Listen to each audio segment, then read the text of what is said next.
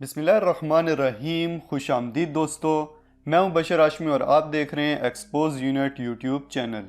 ناظرین، گزشتہ دنوں ترکی میں شانلورفا کے علاقے سے سام کی کھال میں بندھی ہوئی 1000 سال پرانی کتابیں دریافت ہوئی ہیں، جن پہ یہودیوں کا 6 کونوں والا ستارہ بنا ہوا ہے، جسے سٹار آف ڈیوڈ بھی کہا جاتا ہے۔ یہ کتابیں در حقیقت قبالہ جادو کی تعلیمات پر مشتمل ہیں۔ ان کتابوں پہ بیفومیٹ کی تصویر کے علاوہ شیطانی ستارہ بھی بنا ہوا ہے، جو کہ چرچ آف سیٹن کی پہچان ہے۔ آج کی ویڈیو میں اسی بارے میں تفصیل سے بات کی جائے گی، تو ویڈیو کو لائک کریں اور چینل کو سبسکرائب کر کے بیل آئیکن پہ کلک کر دیں۔ دوستو، اگر ہم تاریخ کا مطالعہ کریں تو ہمیں پتہ چلتا ہے کہ شیطانی طاقتوں اور عملیات پر یقین رکھنے اور ان پر عمل کرنے میں یہودی سب سے آگے ہیں۔ حضرت یعقوب علیہ السلام کا لقب اسرائیل تھا، اسی لیے آپ علیہ السلام کی نسل یعنی یہودیوں کو بنی اسرائیل کہا جاتا ہے۔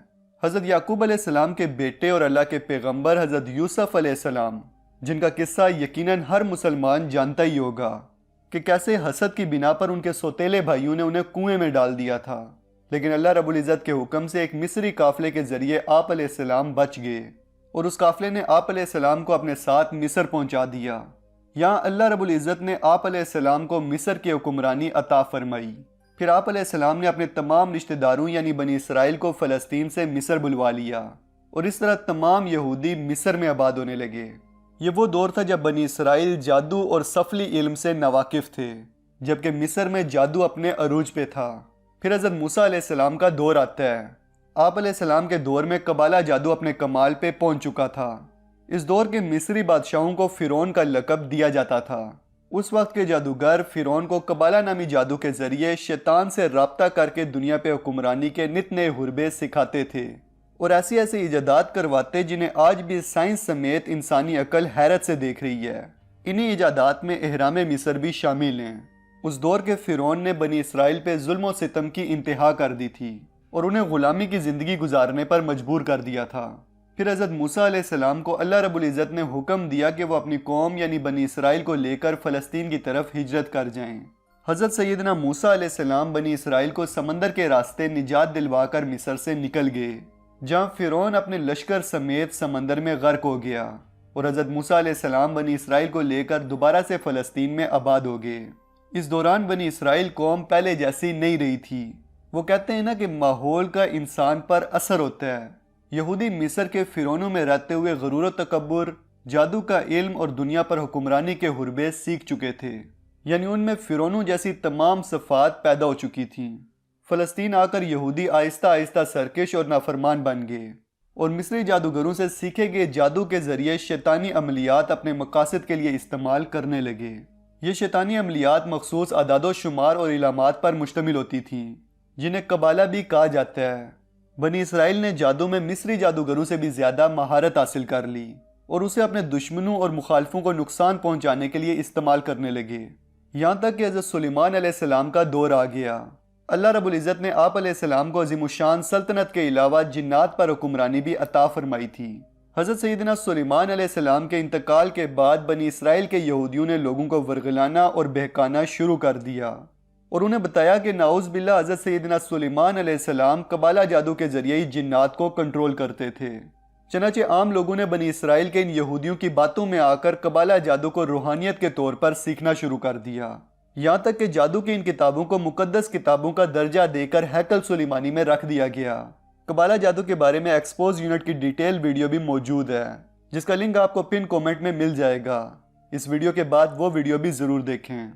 دوستو، پھر مسلسل اللہ کی نافرمانیوں کی وجہ سے بنی اسرائیل کے یہودیوں پر اللہ کا عذاب نازل ہوا، اور ہیکل سلیمانی پر 2 مرتبہ حملہ کیا گیا۔ پہلا حملہ بخت نصر جبکہ دوسرا حملہ ٹائٹس نامی بادشاہ نے کیا تھا، اور ہیکل سلیمانی کو مکمل طور پر تباہ کر دیا گیا۔ اس کے علاوہ تقریباً 1.5 لاکھ یہودیوں کو قتل کیا گیا۔ بچے کچھ یہودی مجبوراً اپنی جان بچا کر بھاگ گئے، اور پھر پوری دنیا میں پھیل گئے۔ ٹائٹس نے ہیکل سلیمانی میں موجود سارے خزانے کو اپنے قبضے میں لے لیا۔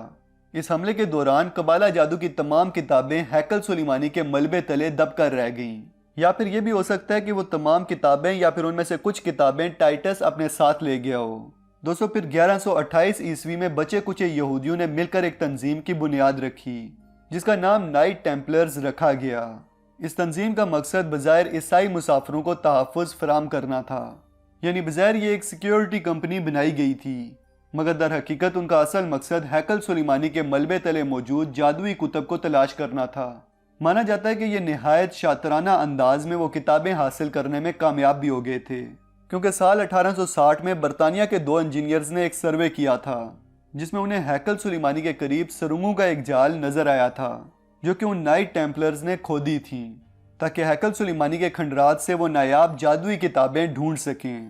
قبالہ جادو کی ان تمام کتابوں کو حاصل کر کے ان کی غیر معمولی طاقتوں کا فائدہ اٹھا کر دنیا پر حکمرانی کرنا ان نائٹ ٹیمپلرز کا مقصد تھا۔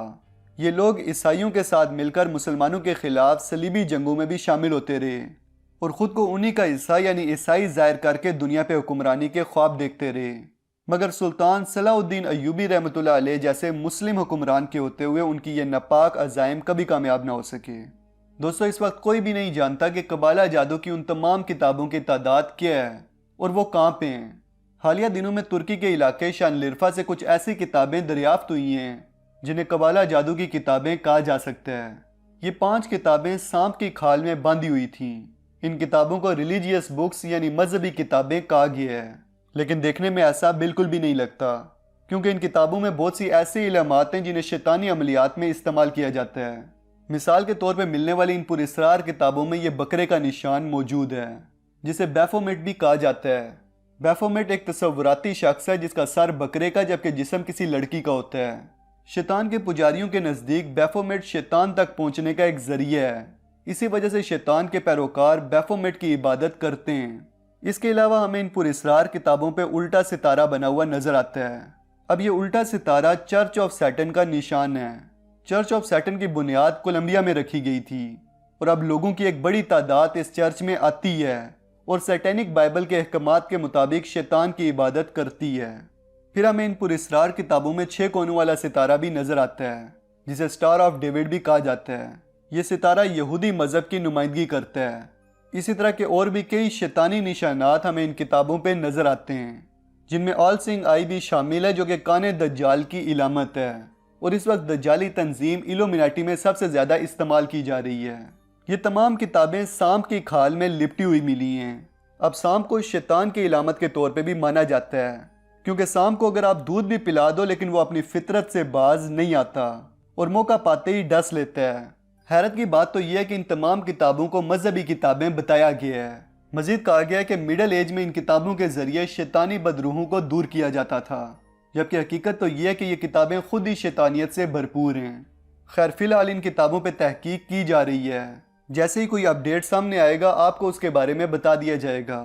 اب آپ کی ان شیطانی کتابوں کے بارے میں کیا رائے ہے نیچے کومنٹ سیکشن میں ضرور بتائیں۔ ویڈیو کو لائک کریں اور اپنے تمام دوستوں کے ساتھ شیئر بھی کر دیں۔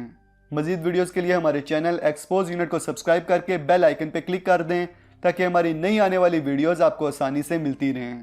جلدی ملتے ہیں ایک نئی ویڈیو کے ساتھ، تب تک کے لیے اپنا اور اپنے پیاروں کا خیال رکھیے گا۔ فی امان اللہ۔